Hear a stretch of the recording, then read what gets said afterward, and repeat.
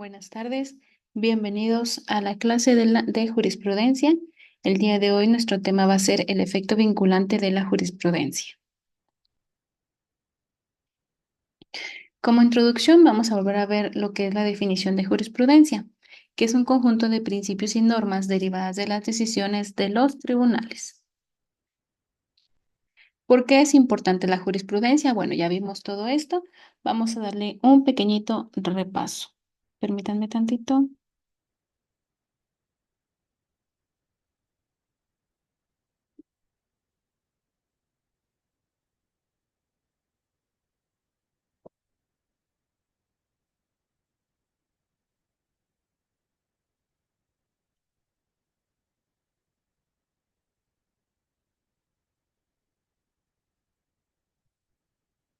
Bueno.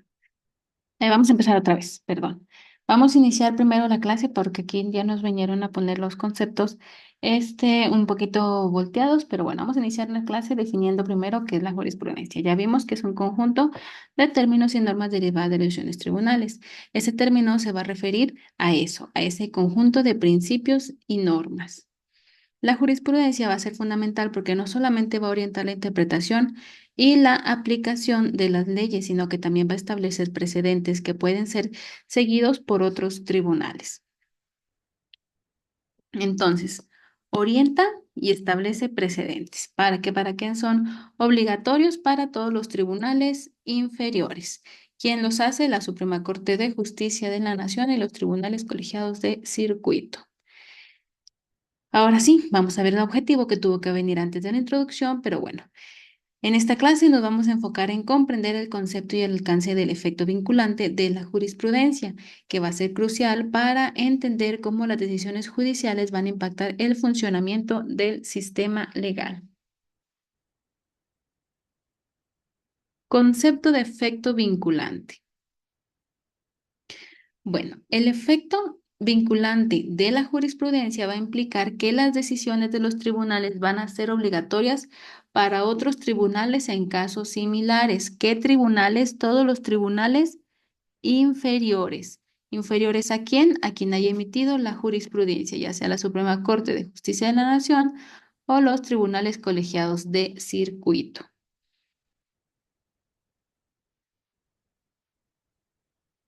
Esto va a significar que cuando un tribunal superior va a tomar una decisión sobre un punto de derecho, esta decisión va a ser obligatoria para los tribunales inferiores en circunstancias análogas. Circunstancias análogas, casos similares, es decir, que sea referente a casos parecidos, a situaciones de las personas que sean parecidas. Después tenemos la normatividad. Bueno, este principio está establecido en diversas leyes y códigos jurídicos y su fundamento va a radicar en la necesidad de una uniformidad y de una previsibilidad. ¿Por qué uniformidad? Porque la ley no puede andar ahora sí que de un lado para otro, sino que tiene que tener un camino uniforme, un camino plano en la misma dirección, congruente. Y previsibilidad, ¿por qué? Porque si nosotros sabemos que tenemos un caso parecido a uno que se resolvió en la jurisprudencia, pues ya podemos prever cómo es que ese caso se va a resolver, porque nosotros obviamente vamos a citar esa jurisprudencia. ¿Por qué la vamos a citar?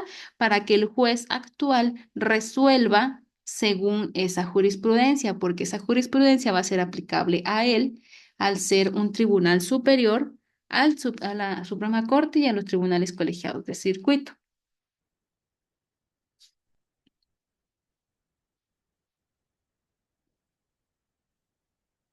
El efecto vinculante pues va a tener diversas fuentes. En primer lugar, se van a encontrar lo que son las normas constitucionales, que en muchos países van a establecer explícitamente la obligación de seguir la jurisprudencia emitida por tribunales superiores. Además, las leyes secundarias, como los códigos civiles, penales y procesales, también van a regular este efecto. Y por último, la jurisprudencia del Tribunal Supremo, que va a jugar un papel crucial, ya que sus decisiones van a sentar precedentes que deben ser observados por tribunales inferiores. Esta estructura jerárquica va a asegurar que las decisiones judiciales sean coherentes y estén alineadas con el marco legal. Entonces, fuentes del efecto vinculante de las jurisprudencias son las normas constitucionales. ¿Por qué? Porque la Constitución nos establece que es obligación seguir la jurisprudencia. También aparecen las leyes secundarias. ¿Por qué? Porque los códigos civiles, los penales y procesales, ya sea federales o estatales, van a regular el efecto vinculante que tienen las jurisprudencias. Y además, pues las jurisprudencias del Tribunal Supremo van a ser los precedentes vinculantes para otros tribunales. Si estamos entendiendo la definición de vinculante, ¿verdad? Que va a vincular esa decisión tomada aquí con una decisión que se va a tomar aquí, es decir, va a estar ligada. ¿Qué son estas bolitas? Son casos similares y todos van así. ¿Qué es esto? Es la jurisprudencia que va a ser vinculante porque les va a aplicar a casos similares. Entonces nos habla también de una estructura jerárquica que va a asegurar las decisiones judiciales. Tenemos Suprema Corte y Tribunal Colegiado de Circuito, obligatorio para todos los tribunales inferiores. ¿Para qué? Para que todos vayan en la misma línea del marco legal que en ese tiempo se está usando. ¿Por qué en ese tiempo? Porque puede que más adelante, debido a la evolución del derecho y al cambio en la sociedad, esta jurisprudencia pues quede derogada y pase una nueva a sustituirla. Pero de mientras, en el presente, tiene que estar alineado al marco legal.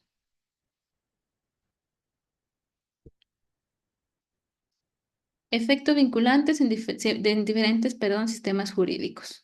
Bueno, el efecto vinculante va a variar considerablemente, pues como sabemos, entre diferentes sistemas jurídicos. En un sistema civil, por ejemplo, como el que se encuentra en países de Europa y América Latina, perdón, la jurisprudencia va a tener un efecto vinculante más pronunciado. ¿Qué significa que sea más pronunciado? Bueno, significa que los tribunales van a estar obligados a seguir las decisiones de los tribunales superiores en casos similares, lo que les hablaba de la jerarquía.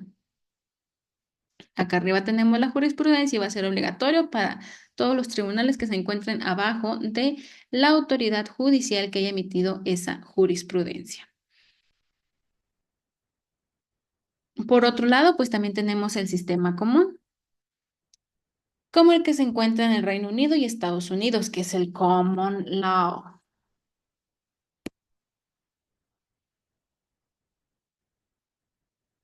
Y aunque los precedentes son muy importantes, no van a ser siempre vinculantes de la misma manera. Es decir, puede citar este precedente, pero puede que no sea tal cual el caso similar, como si lo existe en nuestro sistema civil, donde el caso similar pues es aplicable esa jurisprudencia. Pero en el common law, el precedente va a ser importante, pero no siempre va a ser vinculante. ¿Para qué nos va a servir esto? Pues para que los tribunales inferiores tengan más flexibilidad para interpretar la ley. Un análisis comparativo de cómo las diferentes jurisdicciones van a aplicar el efecto vinculante nos va a ayudar a entender mejor las implicaciones en el derecho global. Es por eso que hablamos de una comparación internacional.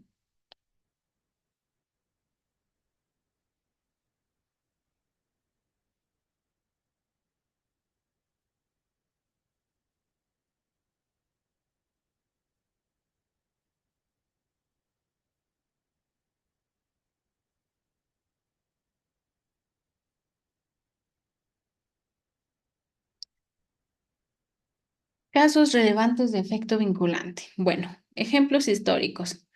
Que tenemos, por ejemplo, el divorcio. Ustedes, como saben antes, que las mujeres no tenían todos los derechos que tienen actualmente reconocidos, aunque parezca casi imposible, pues sabíamos que una mujer casada, digo divorciada, no podía conseguir derechos, no podía conseguir trabajo. Una mujer casada no podía tener trabajo sin permiso del marido, etcétera. ¿Qué pasa con el divorcio? Llegan un montón de casos similares a conocer la Suprema Corte. Aquí, por ejemplo, son nuestras 5 sentencias pronunciadas en el mismo sentido, donde nos habla del famosísimo divorcio incausado. Ese es mi más bonito, ejemplo. ¿Por qué? Porque pues algo muy común en la vida civil es que las personas se casen, por lo tanto también es común que se divorcien. Pero ¿qué nos daba de complicación el divorcio? Pues las causales. La misma ley civil federal nos enlistaba una serie de causales, entre ellas la infidelidad, abandono de hogar y un montón de cosas más. Eran como 18 o 20.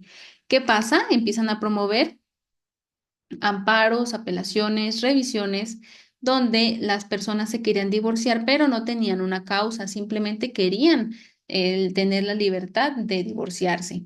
¿Qué hace la Suprema Corte? Emite 5 sentencias en el mismo sentido sin que obre ninguna en contrario, señalando que no debe existir una causal para que la persona se divorcie. ¿Por qué? Porque atenta a su libertad personal. Si la persona quiere divorciarse, solamente por ese simple hecho va a quedar divorciada y es donde nos nace nuestra hermosa sentencia y la jurisprudencia y nuestro precedente, como le quieran llamar, del divorcio incausado. Hay muchos estados que aún no adoptan esta medida. Por ejemplo, yo que litigo en Coahuila, esta medida del divorcio incausado, pues fue ya hace desde aproximadamente 2014-2013 que fue adoptada. ¿Por qué? Porque los estados tienen que adaptarse a las decisiones de la Suprema Corte. Y si la Suprema Corte de Justicia de la Nación ya dijo que pedir un divorcio con causales es inconstitucional, es decir, que va contrario a la Constitución, tú como Estado, entidad federativa, tienes que adaptarte a sus decisiones y todos tus códigos civiles o familiares tienen que estar de acuerdo a ella y por lo tanto tienes que agregar el divorcio incausado, perdón, en tu legislación o simplemente eliminar las causales. Y pues aquí se volvió un boom lo del divorcio incausado. ¿Por qué? Porque mucha gente ya no quería estar casado, pero no cumplía con alguna de las 20 causales. Entonces ya con el simple hecho de quererse divorciar, uno se divorcia. También que tenemos otro caso cuando hablamos del interés superior del menor. Hay algunas sentencias, que ustedes pueden encontrar emitidas por tribunales colegiados de circuito, donde al adaptarse a la Convención de los niños, de los derechos de los niños, niñas y adolescentes, empiezan a definir a qué nos referimos con un interés superior del menor.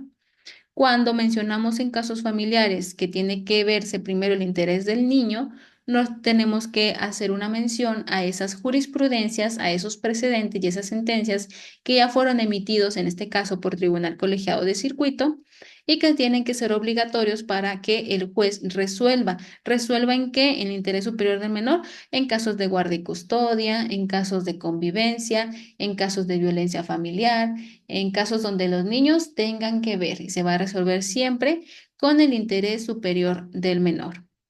¿Qué viene a ser el interés superior del menor? Ahí se los dejo de tarea para que busquen en la página de la Suprema Corte de Justicia una sentencia que hable del interés superior del menor, porque está larguísimo todo lo que vamos a poder encontrar nosotros de la explicación que nos da nuestros magistrados y nuestros jueces de qué es el interés superior del menor y cómo es que ésta va a tener que ponderarse al momento de que el juez tome decisiones en el ámbito familiar. ¿Qué impactos tienen en el derecho? Bueno, estos casos han influido en la interpretación de las leyes posteriores. ¿Por qué? Porque si la Suprema Corte de Justicia, como les decía, del divorcio incausado, decide que el divorcio con causales es inconstitucional. Ay, perdón porque se están peleando mis gatos. Permítanme tantito.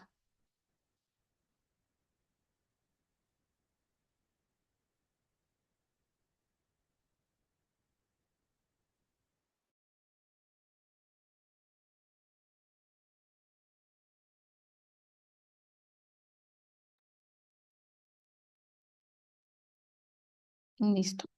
Sí, como les decía, si ya la Suprema Corte de Justicia decidió que el divorcio con causales es inconstitucional, pues entonces esta decisión va a influir en la interpretación de las leyes posteriores, es decir, las leyes que fueron después de esta. jurisprudencia de esta sentencia o de este precedente.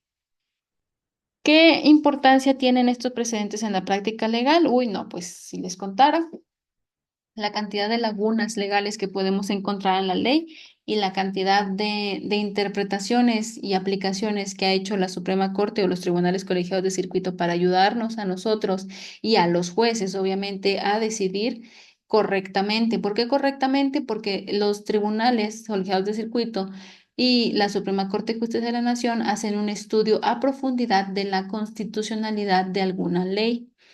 Entonces, si nuestro juez de primera instancia no es muy hábil en la materia constitucional y tiende a resolver tal cual la literalidad de la ley, pues nos puede atraer uno que otro problema. Pero si la Suprema Corte entra ahí a darnos un empujoncito en la materia de constitucionalidad y para que se respeten prácticamente los derechos humanos, pues podemos obtener muchas sentencias de primera instancia que van a ser favorables para nuestros clientes si nosotros estamos buscando, obviamente, que se les respete sus derechos.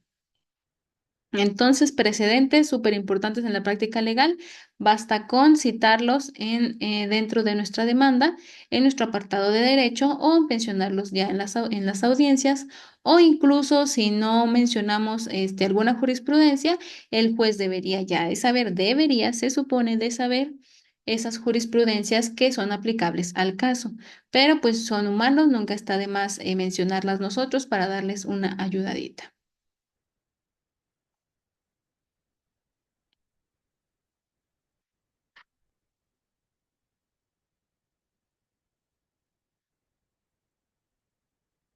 Bueno, las implicaciones del efecto vinculante van a ser significativas. Por un lado, van a contribuir a una seguridad jurídica, aumentando obviamente la confianza de los ciudadanos en el sistema judicial, ya que van a saber que las decisiones van a ser predecibles y coherentes.